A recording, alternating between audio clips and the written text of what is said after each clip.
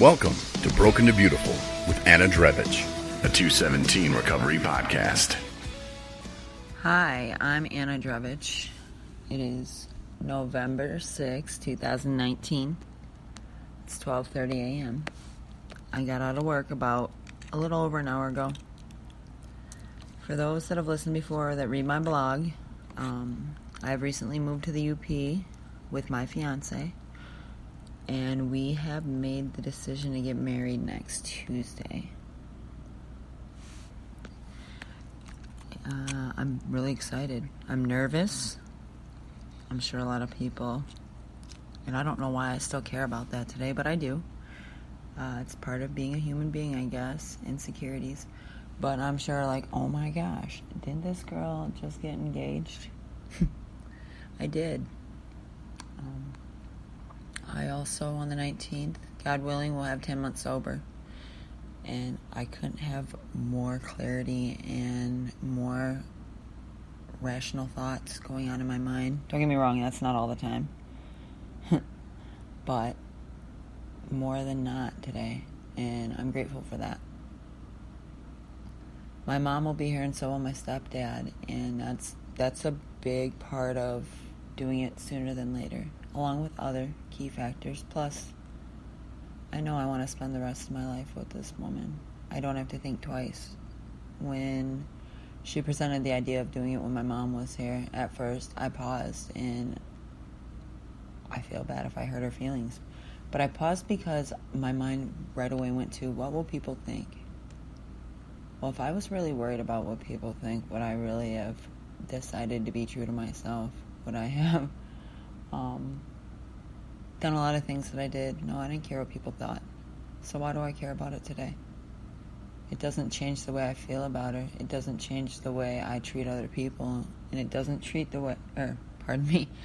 doesn't change the way that I'm going to stay sober no matter what. Doing the things today to make myself happy and weighing out pros, cons, wants, needs. There's a lot of rational thinking involved in my life today versus completely emotional. However, matters of the heart do deserve emotion and love, and when it's right, it's right. I couldn't be happier, and a little selfishly, I'm super excited that she wants to take my last name.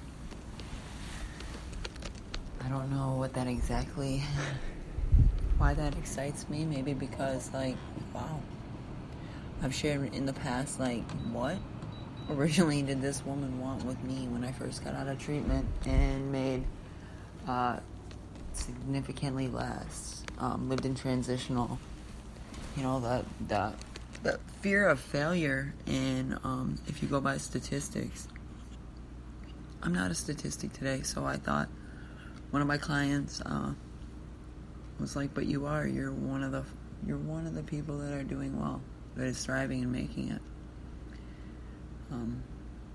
So next Tuesday, that is bear with me, the 12th at 2 p.m. with my mom and my stepdad Randy present.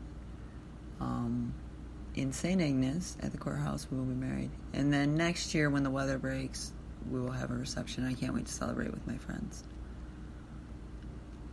I wasted so much time mindlessly, carelessly, emotionally doing things that were selfish, that were damaging, that didn't even feel right after I thought about it.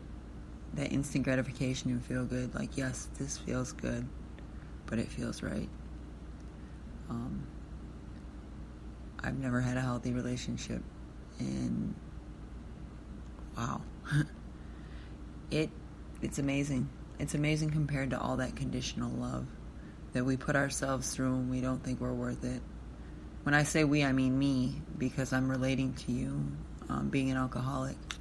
And being in that position where I thought even if I was sober, that obsession was going to consume my thoughts for the rest of my life. My daughter won't be there, and that would be the only thing that I would say I wish I could have. I don't need that fancy $10,000 minimum dollar wedding with Shivari cheering and several grand Vera Wang princess mermaid dress, whatever. Those old ideas, those wants versus needs, like, I don't need any of that.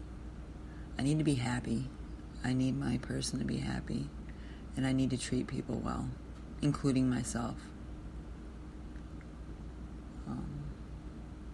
So, even though we don't get to, as I call it in my blogs, night together tonight, I know she's home with her kids and she's sleeping in a warm bed and knows that I love her, and her kids know that they're loved and they're well taken care of. I know that my daughter's taken care of and sleeping and hopefully having the sweetest dreams. And of course, I miss you so much, Elise. And I miss snuggling her, and I miss waking her up and brushing her hair, getting her on the bus, getting her off the bus, going to her parent-teacher conferences, giving her a shower, reading her a bedtime story. I mean, I could go on. And I do in my head at times, but I really try not to torture myself. Today I know I'm loved, I know my family is proud of me, and I know that what I'm doing is for the greater good and helps other people, but it also helps me.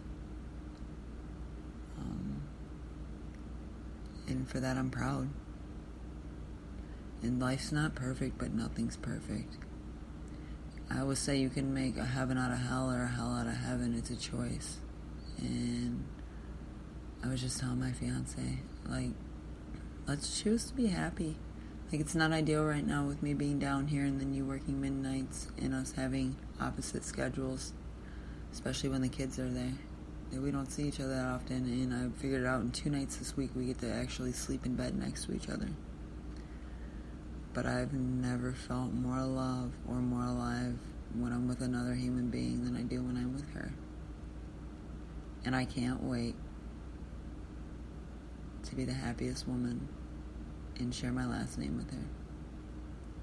So thanks for listening. Check out our resources at 217.com along with my blog, Anna's blog, Gratitude with Anna. And this is Broken to Beautiful. Have a good night.